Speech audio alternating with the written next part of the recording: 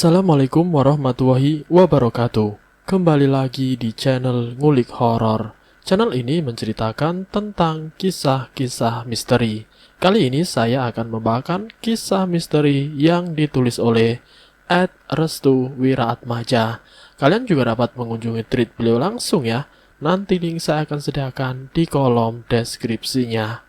Oh ya, di dalam cerita ini nama dan tempatnya disamarkan semua ya, untuk menjaga privasi pihak yang terlibat di dalamnya. Yuk daripada kita lama-lama, langsung saja kita simak ceritanya. Bismillahirrahmanirrahim. Kali ini saya akan membawakan kisah misteri yang berjudul Para Pemuja Setan.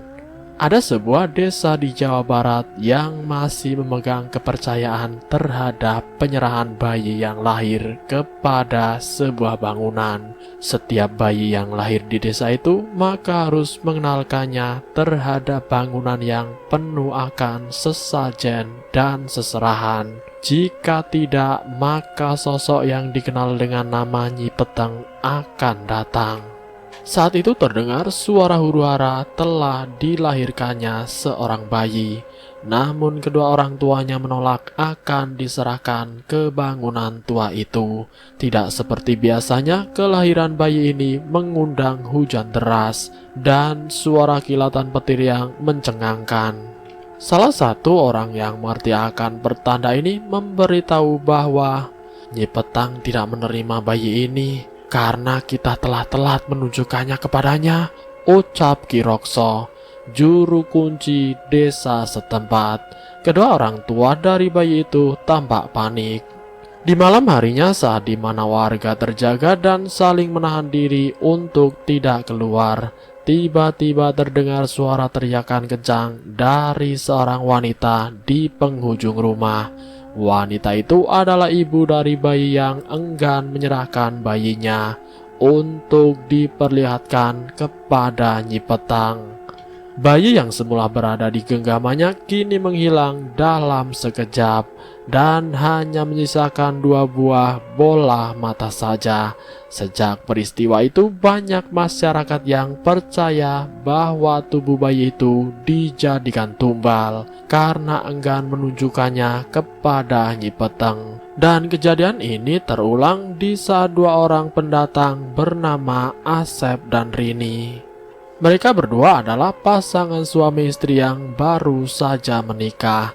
Sebagai pendatang, Asep dan Rini belum tahu menahu mengenai aturan yang berlaku di desa tersebut. Keduanya menempati sebuah rumah yang letaknya tidak jauh dari rumah Ki Rukso. Sebagai seorang pendatang, Asep dan Rini berusaha semaksimal mungkin untuk beradaptasi terhadap ketentuan yang berlaku di desa tersebut. Mereka seringkali berkeliling desa untuk mengetahui lebih dalam tentang desa yang ditempatkannya itu.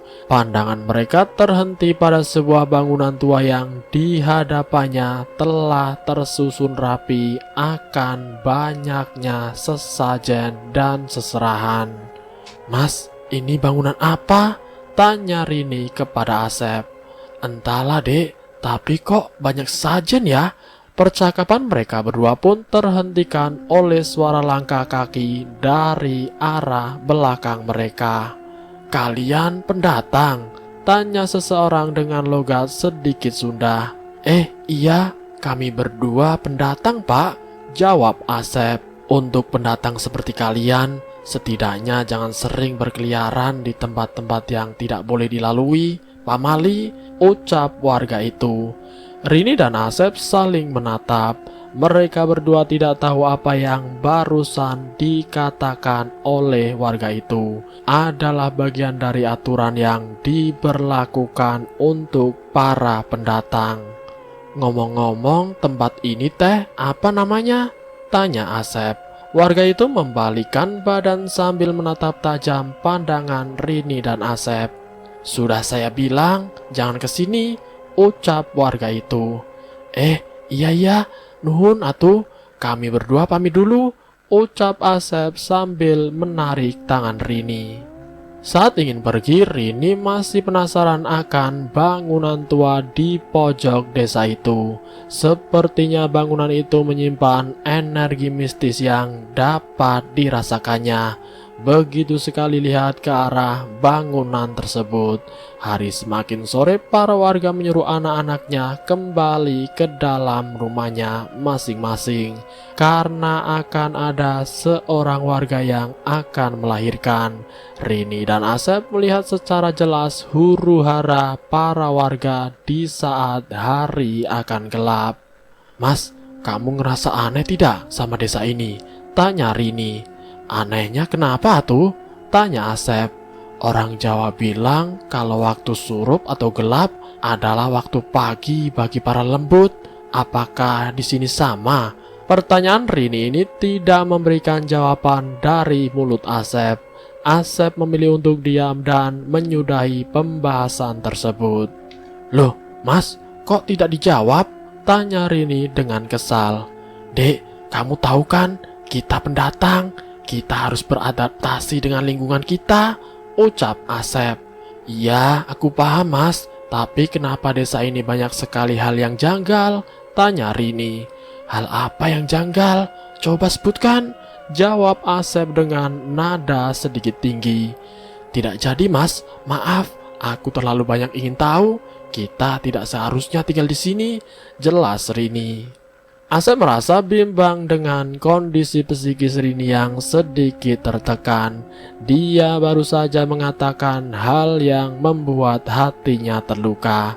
Malam harinya seorang warga telah melahirkan anak laki-laki dengan berat 3 kilo, ukuran yang normal dan sesuai. "Ki, apakah anak ini akan dibawa ke bangunan itu?" tanya bapak dari anak itu kepada Ki Rukso. "Harus, semua yang lahir di desa ini harus dibawa ke desa. Jika tidak, kenapa Ki?" potong bapak itu. "Desa ini akan terkena kutukan," jelas Ki Rukso. Setelah dibersihkan, Ki Rukso dan bapak dari bayi itu membawanya ke bangunan tersebut. "Ki, saya mohon Ki, jangan bawa anak kami Ki," ucap bapak dari bayi itu.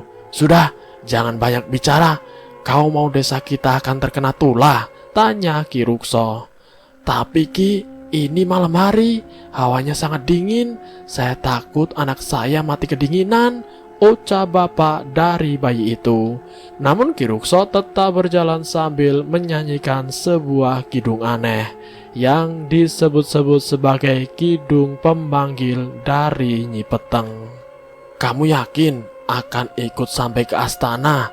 ucap Ki Rukso. Astana adalah bentuk bangunan yang dimaksud. "Itu anak saya Ki, saya tidak mau terjadi apa-apa terhadap anak saya," jelas bapak itu. "Jika Nyi Peteng menerima anak kamu, maka bayi kamu akan selamat dalam keadaan utuh.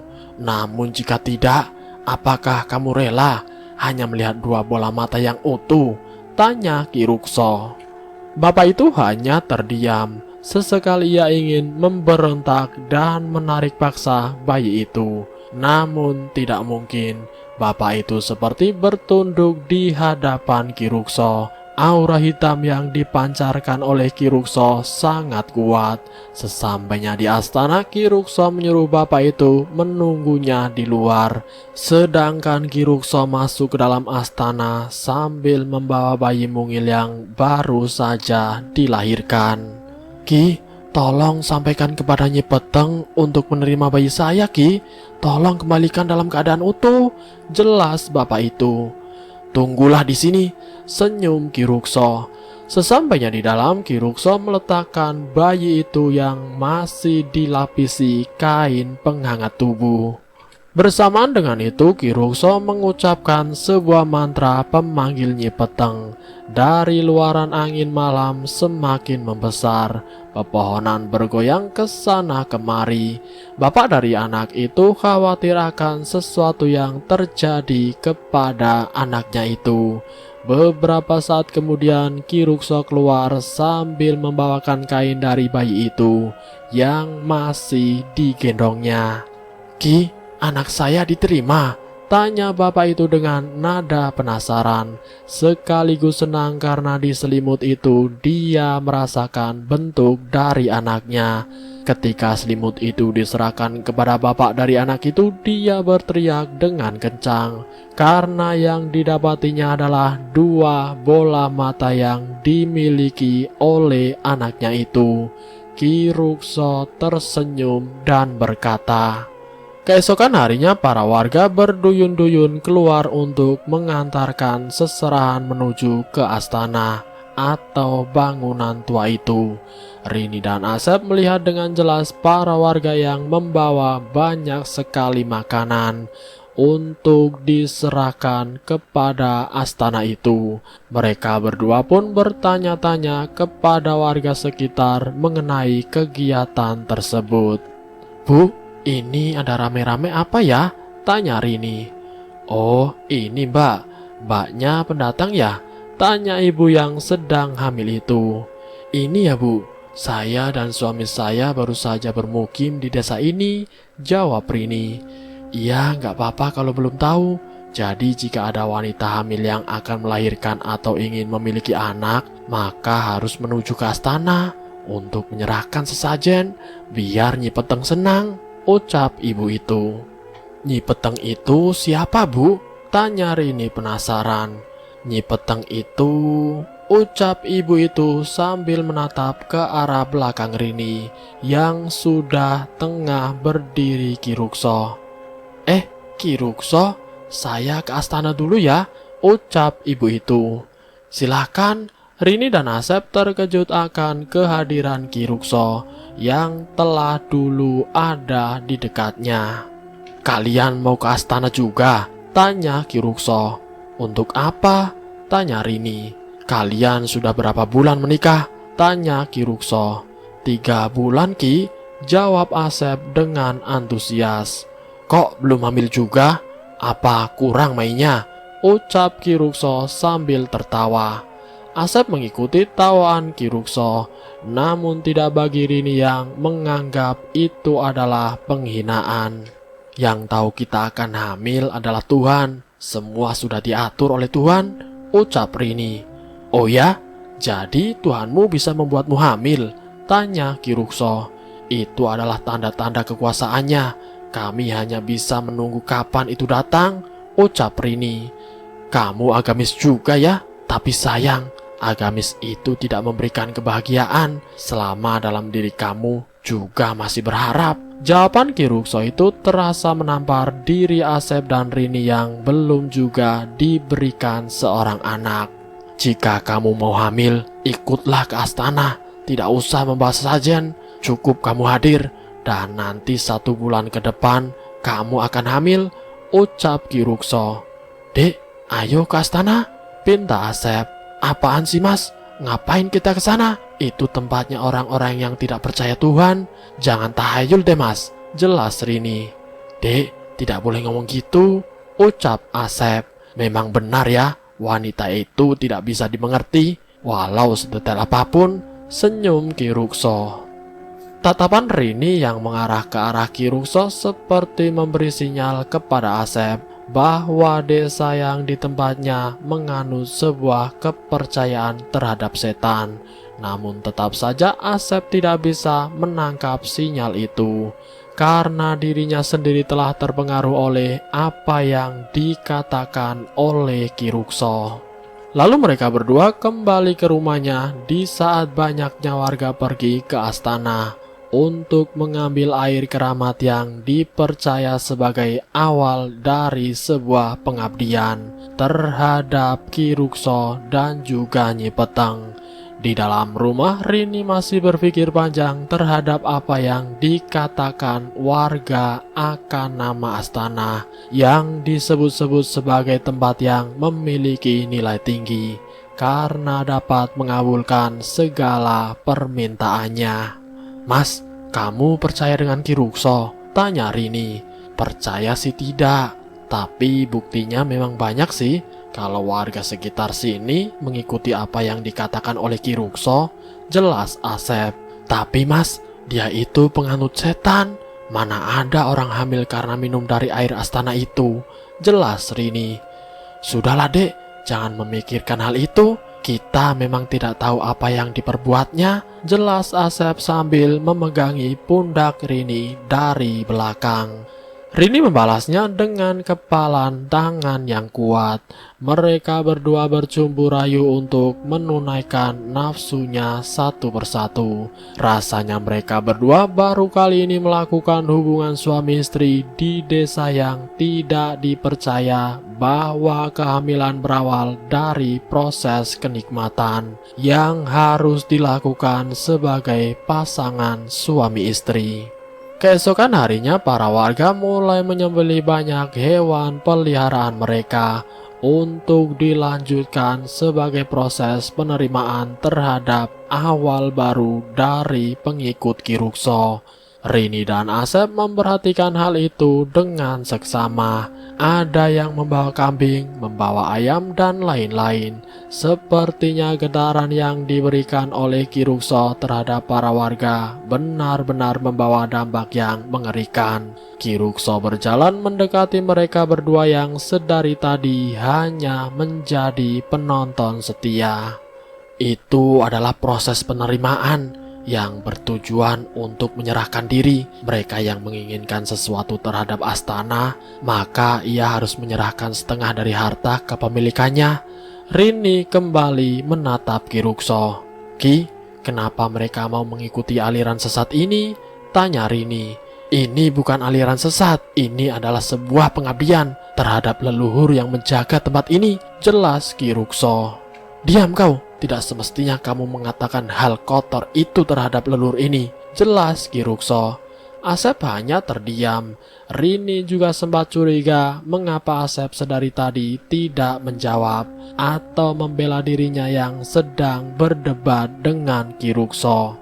Suatu saat kamu tahu bahwa untuk berada di dalam kegelapan, kamu harus berjalan sendirian, jelas Ki Rukso. Dia meninggalkan mereka berdua. Rini masih belum menerima bahwa apa yang disampaikan oleh Ki Rukso semuanya adalah benar. Di dalam astana, Ki Rukso melihat banyaknya antusias warga terhadapnya. Dia juga meminta salah satu warga untuk berdiri di dekatnya. Kalian tahu, desa ini telah lama melindungi ketakutan kalian. Desa ini adalah desa yang memiliki leluhur.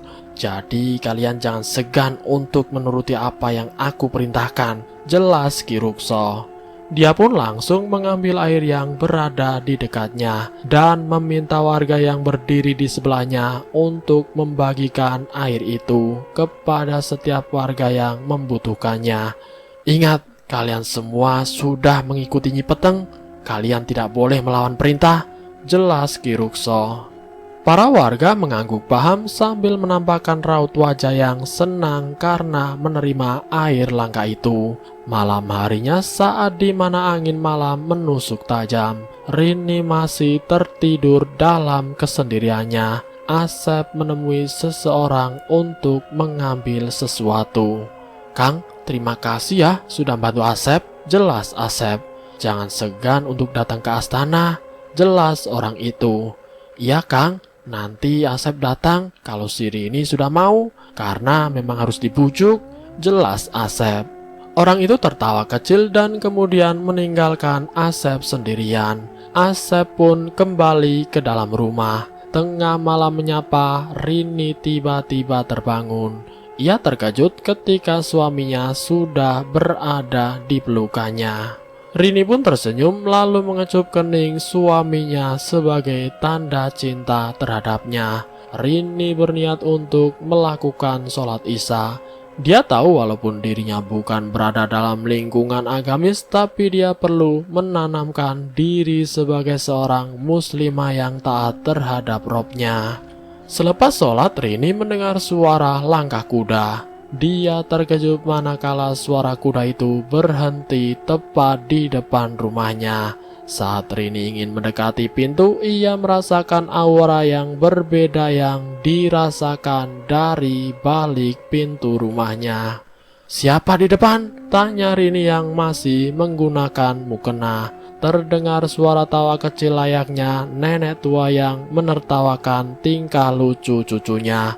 Tubuh Rini merinding seketika. Ia tahu bahwa yang di depan rumahnya bukanlah manusia, melainkan setan. "Wilujeng peteng, abdi karuhun kampung ieu," ucap suara nenek tua itu. Rini baru ingat bahwa desa ini memiliki leluhur sesuai apa yang dikatakan oleh Ki Rukso kepadanya. Dia pun mencoba ingin menanyakan tentang desa ini. Namun aura hitam yang ia rasakan tiba-tiba menghilang. Rini pun membuka pintu untuk memastikan sosok itu masih berada di tempatnya atau tidak. Namun begitu ia melihat keluar, betapa terkejutnya Rini melihat para ibu-ibu yang sedang berada di depan rumahnya dengan perut membesar seperti orang hamil. Rini terbelalak manakala satu persatu dari perut mereka tersobek secara perlahan karena bayi yang berada di dalamnya sudah tidak sabar untuk keluar. Darah bercucuran kemana-mana. Rini berteriak sekencang-kencangnya. Ia pun segera menutup pintunya dan masuk ke dalam. Namun baru saja ia menutup pintu, Rini mendengar suara tangisan bayi yang membuat kepalanya kesakitan. Rini memegangi kepalanya sambil menutupi mata. Namun suara itu semakin lama semakin mengeras. Seperti halnya bayi-bayi itu sudah tepat berada di depannya. "Jangan takut," ucap suara yang dikenalinya itu.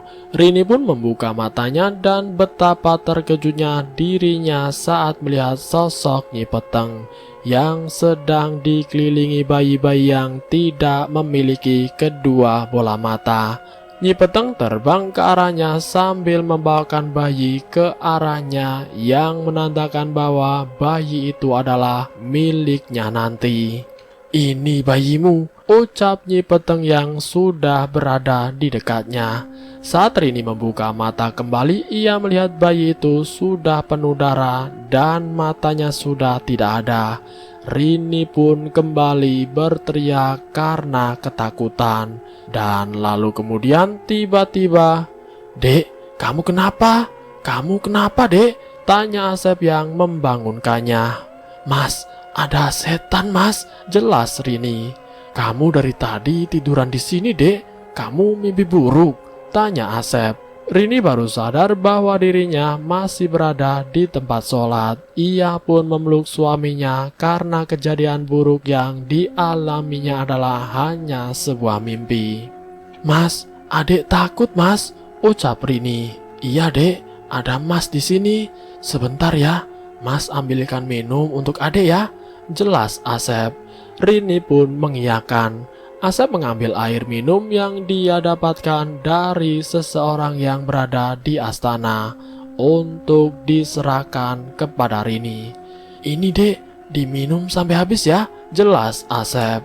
Hanya satu tegukan yang diminum oleh Rini, namun air itu langsung habis dengan cepat. Asep tersenyum melihat air yang menetes dari mulut Rini karena rasa haus dahaknya yang begitu menguras energi, dari dalam tubuhnya. Asep tersenyum melihat air yang menetes dari mulut Rini karena rasa haus dahaknya yang begitu menguras energi dari dalam tubuhnya. "Sekarang tidurlah. Aku takut bayi yang ada di kandungan kamu nanti akan sakit," ucap Asep. Bayi? Maksudnya apa, Mas?" tanya Rini. "Oh, enggak. Maksud Mas, siapa tahu kamu nanti hamil. Jadi kamu harus jaga kesehatan," senyum Asep.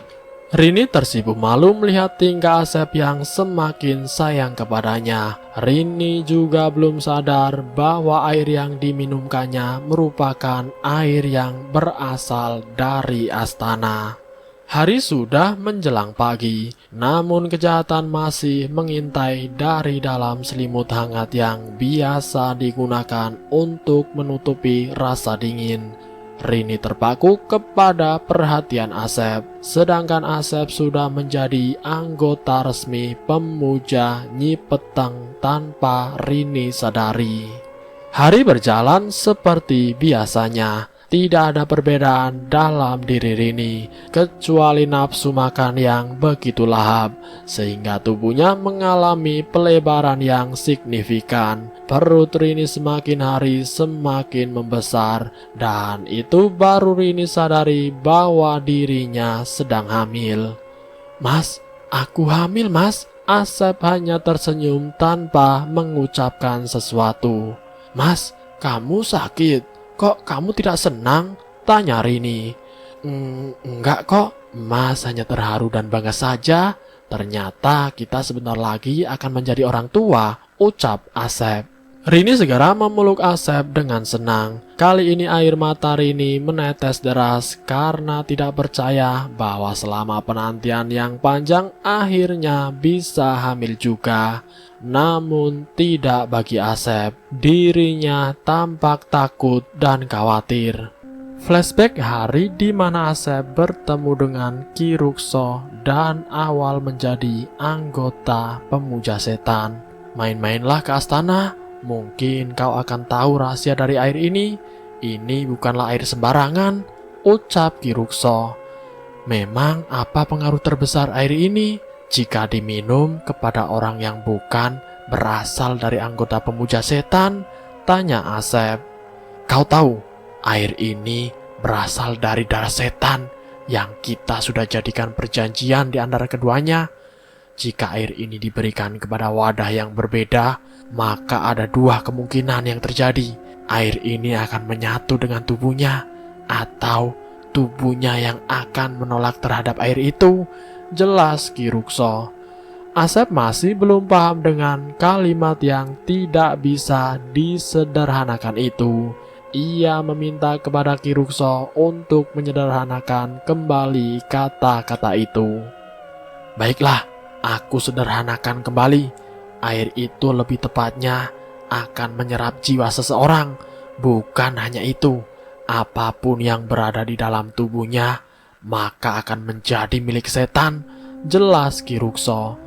Asep tidak percaya bahwa perjanjian setan sedetail itu. Dia juga tahu bahwa Rini bukanlah bagian dari wadah itu. "Jadi selama ini bayi yang lahir dan kau bawa ke astana merupakan milik Nyi Peteng?" tanya Asep penasaran. "Sudah kubilang, itu hanyalah akal-akalan saja.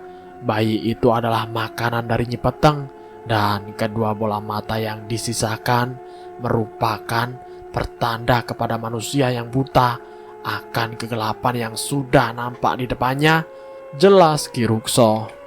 Asep paham bahwa untuk menjadi anggota pemuja setan, ia juga akan merelakan tubuhnya untuk bersekutu dengan Nyi Peteng, dengan menjadi marketing terhadap kepercayaan brutal ini. "Bagaimana jika istrimu ingin hamil? Kau harus menjadi anggota kami. Jika tidak, kau juga akan tersiksa karena tanpa sadar dirimu telah menjadi bagian dari kami," jelas Ki Rukso. "Loh, aku kan belum sepenuhnya masuk," jelas Asep. Ki Rukso membisiki telinga Asep dan berkata, "Jika kau sedang melihat para wanita yang sedang menggendong bayi tanpa mimpi, itu artinya kau telah menjadi bagian kami, walau tidak resmi," jelas Ki Rukso. Tanpa disadari, tiba-tiba telinga Asep mendengar suara tangisan bayi. Begitu juga dengan pandangan matanya langsung mengarah ke arah astana. Asep melihat puluhan wanita sedang menggendong bayinya dengan wajah yang sangat pucat. "Jadi kau sudah siap bergabung dengan sekte ini?" tanya Ki Rukso. Asep tidak memiliki pilihan lain selain menerima tawaran itu dengan terpaksa. Baginya membuat Rini hamil adalah pilihan utamanya sekarang. Dua manusia yang berada dalam kegelapan sedang menyepakati satu sama lain.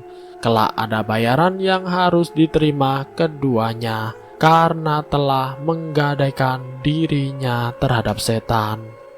Momen di saat ketika Rini hamil, saat dimana Rini sedang mensyukuri apa yang barusan ia terima, Asep justru khawatir akan resiko yang akan ia terima.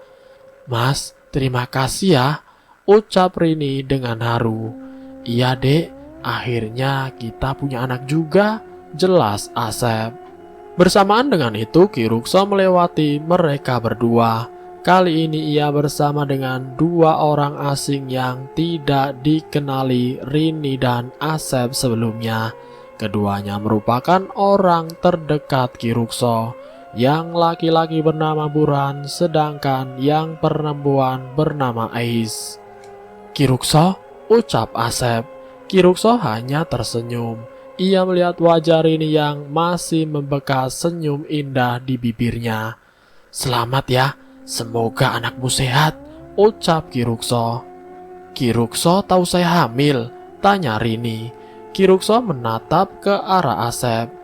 "Oh, tadi aku yang kasih tahu Ki Rukso bahwa kamu hamil, makanya Ki Rukso tahu," jelas Asep. "Kok bisa? Kan kau baru kasih tahu loh mas," jelas Rini. Asep pun semakin bingung. Ia tidak tahu harus menjawab apapun lagi. "Segalanya yang ada di desa ini aku tahu. Besok ada yang hamil atau melahirkan, leluhur di sini memberitahu hal itu kepadaku," jelas Ki Rukso. Rini teringat akan kata leluhur yang diucapkan oleh Ki Rukso. Ia tahu bahwa leluhur yang dimaksud adalah nenek tua yang mengerikan itu. "Maksudnya Ki Rukso, leluhur itu adalah nenek tua yang semalam mendatangi rumah ini?" tanya Rini. "Kamu pernah menemuinya?" tanya Ki Rukso sambil tersenyum. "Semalam aku bertemu dengannya," ucap Rini sambil mengingat-ingat kembali. Tiba-tiba Rini merasakan sakit yang luar biasa di perutnya. Seperti ada kontraksi kencang yang membuat perutnya tiba-tiba mengeras tidak seperti biasanya. "Dek, kamu kenapa?" tanya Asep. "Mas, sakit. Perutku seperti ditekan-tekan mas," jelas Rini. "Burhan, Ais, kamu urus Rini," jelas Ki Rukso. "Siap Ki," jawab mereka berdua. Ki Rukso pun meninggalkan mereka dengan wajah tersenyum. Ia menuju ke arah astana untuk melakukan sesuatu.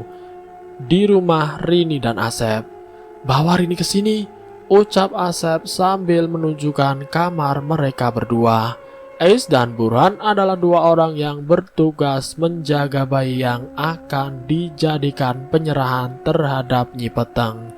Keduanya mendapat tugas langsung dari Ki Rukso. "Kalian berdua siapa?" tanya Asep. "Aku Burhan. Aku yang bertugas memberikan keselamatan kepada orang yang diperintahkan oleh Ki Rukso," jelas Burhan.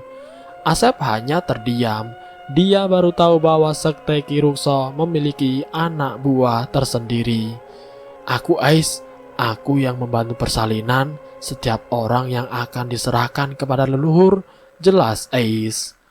Asep baru sadar bahwa mereka berdua adalah orang yang memiliki hubungan erat dengan Ki Rukso, dan kemungkinan keduanya tahu akan Nyi Peteng.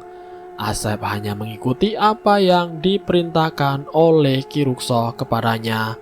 Untuk saat ini Asep hanya ingin tahu apa yang dilakukan oleh keduanya terhadap Rini. Kondisi Rini sedikit membaik. Anehnya perut Rini semakin membesar.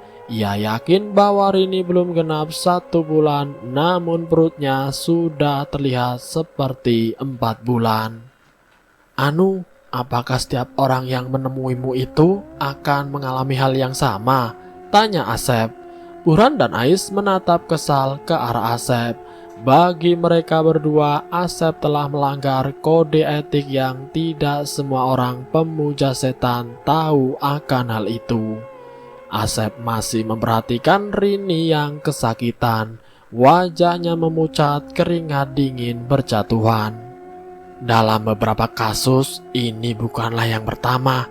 Hitungan 9 bulan kelahiran adalah seperti hitungan 1 bulan orang hamil, sehingga kami tidak heran jika dalam 1 bulan perutnya membesar seperti 9 bulan. Jelas Ais. Itu karena, tanya Asep. Karena permintaan Nyi Peteng. Jelas Burhan. Nyi Peteng meminta dipercepat, tanya Asep. Burhan dan Ais menatap Asep dengan perasaan yang aneh. Kau sama seperti kami kan? Bukannya kau sudah tahu resiko apa yang akan ditanggung? Tanya Ais. Asep memegangi kepalanya. Ia mengalami stres berat. Ia sudah berada di jalan yang salah karena menjadikan anaknya sebagai tumbal dari Nyi Peteng. Tidak, seharusnya tidak aku lakukan, teriak Asep. Lalu kemudian Burhan langsung membawa Asep keluar dari kamar. Ia tahu bahwa Asep bisa membuat keributan. Sudah cukup, tingkahmu seperti anak kecil, ucap Burhan. Asep menundukkan kepalanya sambil menyesali perbuatannya. Ia tahu bahwa kalkulasi 9 bulan yang dimaksud adalah 1 bulan. Itu berarti bayi yang berada di perut Rini adalah bayi yang ditunggu-tunggu oleh Nyi Peteng. Sementara itu di astana, Nyi, sebentar lagi hari di mana tumbal 100 bayi akan kau terima. Bayi terakhir memiliki darah suci yang bahkan belum tersentuh oleh dosa dan nafsu. Permintaanku hanya satu, Nyi, jadikan aku sebagai pengikut setiamu, berikan kekuatan kepadaku. Jelas Ki Rukso. Hitungan terakhir dari bayi yang ditumbalkan untuk Nyi Peteng berjumlah 99, dan bayi terakhir yang dipercepat pertumbuhannya jatuh kepada Rini, di mana bayi yang akan dijadikan tumbal akan genap 100. Jika berhasil dengan sempurna, maka Ki Rukso sendiri akan mendapatkan ilmu hitam. Tiba-tiba langit mengamini apa yang diminta oleh Ki Rukso. Hujan pun mengguyur desa itu. Kilatan petir menggelegar seperti akan ada sesuatu yang tidak disukai. Ki Rukso keluar dari astana sambil melihat ke arah langit. Ia dengan senangnya berteriak, "Sebentar lagi keinginanku akan terwujud." Hahaha, teriak Ki Rukso. Keadaan Rini masih belum membaik. Eus juga sangat keheranan mengapa anak yang dikandung oleh Rini yang akan dipilih oleh Nyi Peteng. Eus mengelus-ngelus perut Rini yang sedikit membesar seperti umur 4 bulanan. Padahal baru beberapa hari ia merasakan kehamilan. Namun umur hamilnya seperti umur 4 bulan. Anak ini memang pilihan. Jika dalam 2 minggu lagi perut ini akan terus membesar seperti umur 9 bulan, jelas Ais. Ia pun memberikan kompres ke dahi Rini. Suara hujan dan kilatan petir membuat Rini ketakutan. Ia menggigil kedinginan. "Anakku, jangan kau ambil," ucap Rini sedang mengigau. Ais pun tetap menjalankan tugasnya untuk menjaga Rini sampai hari persalinan itu tiba. Dari luaran kamar, Asep dan Burhan masih menunggu. Mereka berdua menunggu keadaan sesungguhnya dari Rini. Eus pun keluar dari kamar dan menemui Asep. "Istrimu tertekan saat ini, resikonya sangat berat. Sepertinya Ki Rukso telah memberikan sumpah terhadap Nyi Peteng," jelas Ais. "Sumpah? Apa maksudnya?" tanya Asep penasaran. "Perjanjian untuk melepaskan jiwa yang berada di dalam bayi untuk dijadikan tumbal. Pertumbuhan bayi ini akan terus membesar dalam 2 minggu, jelas Ais. "Tidak mungkin, mana ada dalam 2 minggu bayi akan seperti 9 bulan. Ini pasti sihir," teriak Asep. "Kami juga bernasib sama denganmu. Istriku juga mengalami hal yang sama. Ia melahirkan dalam jangka waktu hanya 1 bulan, jelas Burhan. Burhan dan Ais adalah pasangan suami istri yang menjadi korban dari Ki Rukso. keduanya menjadi pemuja setan karena terpaksa. "Lalu kenapa kalian bergabung dengannya?" tanya Asep. "Sebelum kau bertanya kepada kami, jawabannya ada di dalam hatimu saat ini. Ini adalah soal keraguan. Hati kami ragu karena telah lama tidak diberikan anak. Kami mengikuti apa yang diinginkannya agar cepat memiliki anak," jelas Burhan dengan nada datar. Asep pun menjadi was-was akan hal ini. Dalam dirinya hanya tumbuh penyesalan. "Kau tidak akan bisa kabur sampai bayi itu melahirkan. Namun resiko terburuknya juga ada pada istrimu saat ini," ucap Ais. Asep tersentak mendengar hal itu. Ia terkejut saat Ais membahas istrinya. "Ada apa dengan Rini?" tanya Asep. "Jika dia sudah melahirkan dan ingin selamat, ia harus menjadi pelayan dari Nyi Peteng untuk menjadi pengabdi setan, sama seperti kami," jelas Ais. "Tidak, aku tidak mau," teriak Asep. "Tidak ada yang bisa melepaskan dari perjanjian yang telah disepakati. Ujung-ujungnya, jika kau menolak, istrimu juga akan menjadi korban. Kau pernah melihat para sosok wanita yang menggedor bayi di dekat astana, kan? Itu adalah korban dari mereka yang menolak mengabdi kepada Nyi Peteng," jelas Ais. Malam itu suasana menjadi tidak terduga. Ais dan Burhan ditugaskan untuk bermalam di rumah Rini dan Asep sampai hari persalinan itu tiba. Asep hanya duduk di depan kamar istrinya sambil merenung. Matanya sembab dan sedikit membengkak. Ais dan Burhan memperhatikan Asep dengan seksama. "Kita memang manusia tersesat. Sejak lahir, setan adalah musuh terbesar kita. Dunia ini diperuntukkan oleh manusia yang haus akan keinginan," jelas Burhan. Ais mendekati Asep sambil memberikan air putih kepada Asep. "Minumlah, menjadi pendiam tanpa makan dan minum bukanlah pilihan. Kau pantas untuk hidup," ucap Ais. Asep menatap wajah Ais dengan kesal. Ia menumpahkan air itu di depan Ais sambil berkata, "Rini seorang muslimah yang taat. Jangan kau bandingkan dirimu dengan Rini," ucap Asep. Ais hanya tersenyum. Ia kemudian berdiri di dekat Burhan. Keduanya menunjukkan sesuatu yang tidak pernah diketahui oleh Asep. "Kami juga adalah orang yang taat beragama dulunya. Ini adalah tasbih pemberian kedua orang tua kami saat pernikahan itu tiba. Namun dalam genggaman kami, tasbih ini adalah sebuah benda biasa, bahkan tidak bisa menangkal kegelapan hati kami yang telah menghitam," ucap Burhan sambil menunjukkan tasbih di balik penutup tudung hitamnya. Asep baru sadar bahwa keduanya adalah orang yang taat terhadap Tuhan juga. Tapi mengapa keduanya berbelok ke arah yang salah? Bisikan setan lebih kuat daripada perintah Tuhan. Kami diperdaya oleh bisikan itu. Bagaimana denganmu? Aku yakin iman kau yang lemah dibanding istrimu itu, jelas Burhan.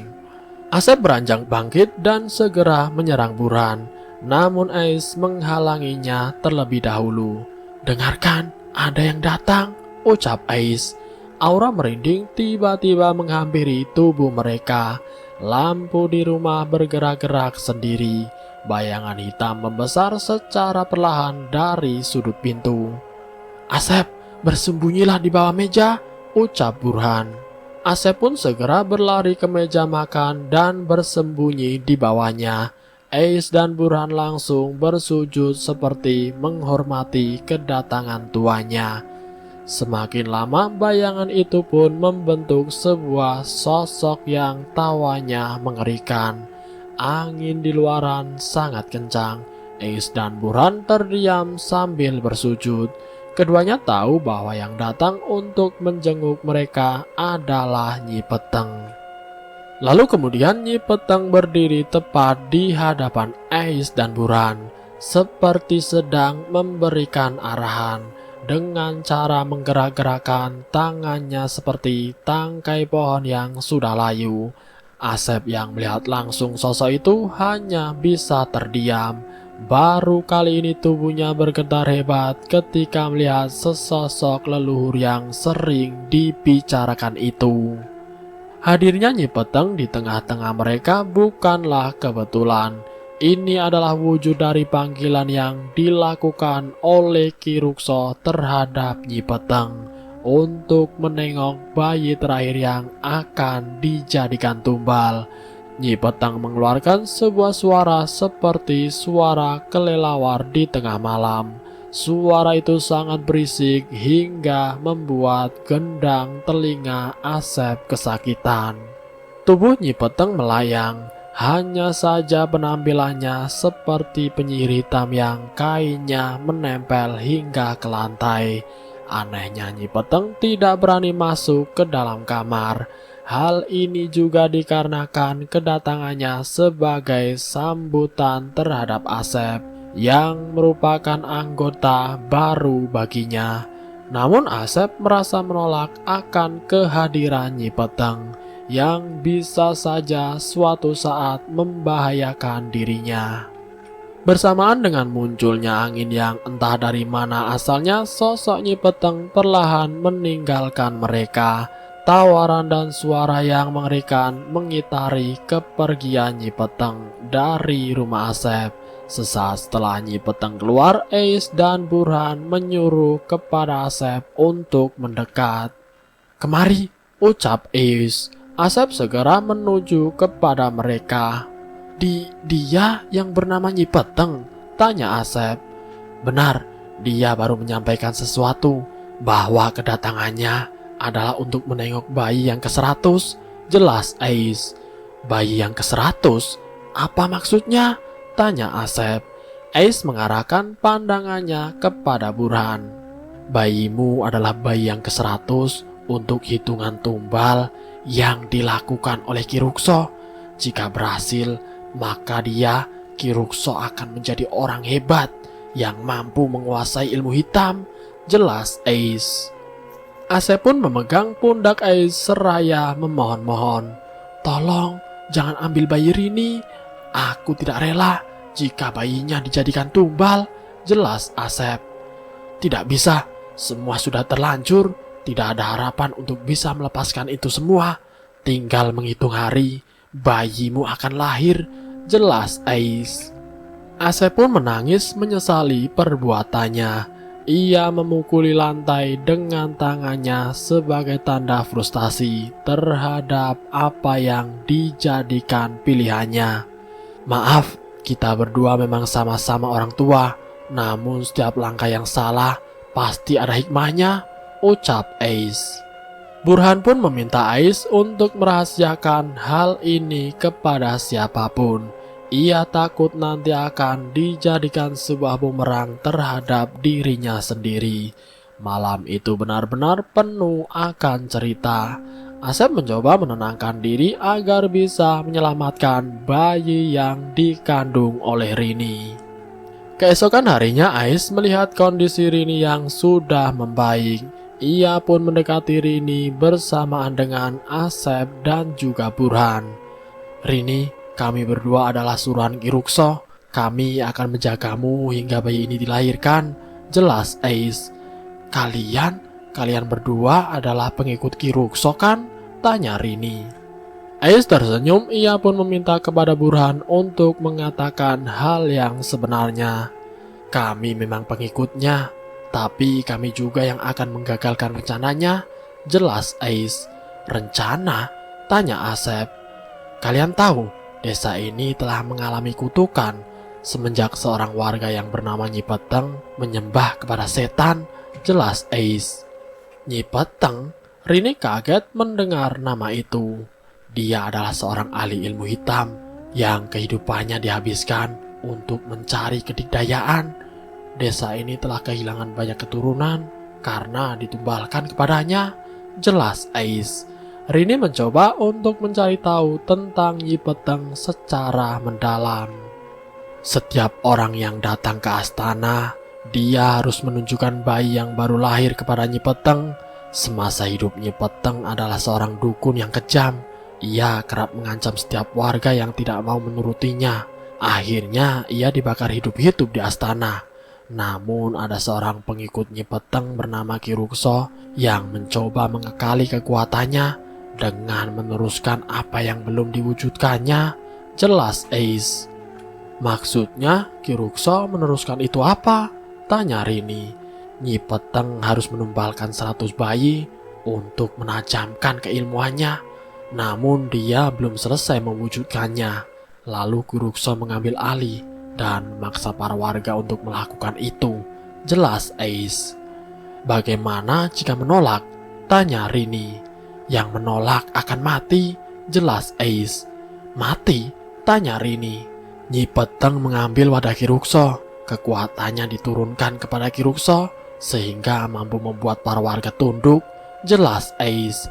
Ace kembali membelai rambut Rini dengan halus. Aku adalah korbannya, sekaligus pengikut dari Ki Rukso. Bayiku juga direnggut olehnya. Air mata Ace terjatuh membasahi rambut Rini. Ace kembali menerangkan tentang Ki Rukso. Sebenarnya tujuanku masuk ke dalam sekte ini adalah untuk menghancurkan Ki Rukso dan menggagalkan rencana tumbal 100 bayi. Jelas Ace lagi. Rini pun kaget mendengar hal itu. Kamu jangan takut, aku membantumu untuk menyelamatkan bayi ini. Kelak jika bayi ini telah lahir, aku akan membantu kalian berdua untuk keluar dari tempat ini. Jelas Ace. Rini tidak berkata apa-apa tentang hal itu. Ia memegangi perutnya sambil membaca doa. Saat dimana hari itu tiba, aku mau agar kau menuju ke astana lebih dulu dan membakar astana sebelum bayi itu menuju ke sana. Jelas Ace. Tapi mungkinkah terjadi? Tanya Rini. Jika kau tidak mampu, biar aku saja. Hari di mana kelahiran itu tiba, Ace meminta kepada Asep untuk mengawasi Rini di rumah. Sedangkan Burhan ia harus menghalang-halangi Ki Rukso agar tidak menuju ke astana terlebih dahulu. Usia kandungan Rini yang secara normal hanya berumur 1 bulan, namun kenyataannya perutnya telah membesar layaknya berusia 9 bulan. Saat itu juga Rini merasakan mulas dan sedikit pendarahan. Asep, saat dimana Rini telah dilahirkan, kau dan Burhan harus menemui Ki Rukso terlebih dahulu. Aku akan mengganti bayi ini dengan tempurung kelapa yang dibentuk layaknya bayi. Jelas Ace. Lalu bagaimana jika ketahuan? Tanya Asep. Aku akan menuju ke astana lebih cepat dibanding Ki Rukso. Tujuanku adalah membakar astana itu sendiri. Alhasil saat dimana kelahiran itu tiba, Ace segera mengganti bayi dari Rini dengan tempurung kelapa yang sudah terbentuk seperti bayi dan ditutupi wajahnya dengan kain. Sedangkan bayi yang asli ia sembunyikan di dalam lemari agar tidak diketahui oleh Ki Rukso. Ki Rukso telah menantikan bayi itu. Ia pun segera menuju ke rumah Asep.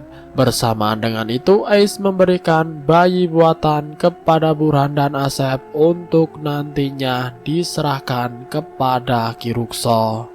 Ace pun langsung menuju ke astana lebih cepat daripada Ki Rukso. Ia menuangkan minyak tanah ke seluruh sisi astana agar cepat kering dan tidak diketahui oleh Ki Rukso. Saat dimana mereka bertiga, Ki Rukso, Burhan dan juga Asep telah datang ke astana. Ace bersembunyi dari balik pohon.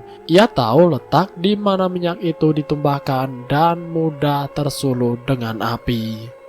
Ki Rukso pun memulai ritual 100 bayi yang akan dijadikan sebuah pertanda menurutnya seluruh ilmu hitam yang menjadi kedikdayaannya tersebut. Namun begitu ia membuka kain, ia terkejut karena yang berada di genggamannya bukanlah bayi, melainkan tempurung kelapa yang dibentuk mirip seperti bayi. Ki Rukso merasa dibodohi oleh Ace dan juga Burhan. Ia pun melemparkan bayi mainan itu dan mencoba untuk mencari bayinya kembali. Namun saat ia ingin keluar, Ace telah membawa api obor di genggamannya. Tanpa banyak lama, ia pun melemparkan obor itu tepat di mana minyak tanah yang ia siramkan menjadi awal dari kebinasaan Ki Rukso. Api cepat melahap seluruh isi astana. Ki Rukso terbakar di dalamnya. Suara teriakannya melonglong bagaikan anjing yang kesakitan. Para warga yang melihat ada kebakaran api membesar langsung menuju ke arah di mana si jago merah itu terlihat. Langit menjadi merah, suara teriakan minta tolong dan kesakitan dari Ki Rukso terpendam karena dirinya terus-menerus tenggelam dalam lautan api. Ki Rukso tewas saat itu juga, namun anehnya jasadnya menghilang. Tumbal 100 bayi digagalkan oleh para pengikutnya sendiri, yaitu Ais, Burhan, dan juga Asep. Semenjak saat itu, para warga tidak lagi mengorbankan bayinya kepada Nyi Peteng, karena tidak ada lagi yang menjadi wadah darinya. Namun kepercayaan terhadap bayi yang lahir akan ditunjukkan kepada astana masih berjalan hingga saat ini. Dan selesai. Itulah kisah misteri yang berjudul Para Pemuja Setan. Kisah ini merupakan sebuah mitos yang berkembang di salah satu desa di Jawa Barat. Kebenarannya masih belum diketahui akan sekte pemuja setan ini. Namun kepercayaan akan penunjukan bayi terhadap sebuah bangunan masih kental dan terus dilakukan oleh warga setempat agar tidak diganggu oleh sosok dari Nyi Peteng. Semoga kisah ini bisa memberi pengetahuan untuk kita semua, dan semoga kita dapat mengambil hikmah dari kisah ini. Semoga kita selalu dalam lindungan Allah Subhanahu wa Ta'ala. Ambil sisi positifnya dan buang jauh-jauh sisi negatifnya. Terima kasih sudah mampir di channel kami. Jika kalian tertarik dengan video kami, silahkan tekan tombol like, share, dan komen. Tekan subscribe untuk mengikuti video kami selanjutnya. Wassalamualaikum warahmatullahi wabarakatuh.